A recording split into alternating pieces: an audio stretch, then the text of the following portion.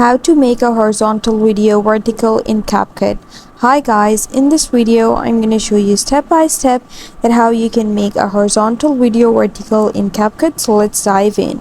First, open your CapCut app, and once you're on your CapCut app, just open the horizontal video project.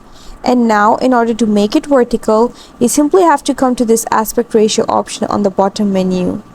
And now just choose any vertical option over here, like 5:8 or 9:16, or you can go with any vertical option.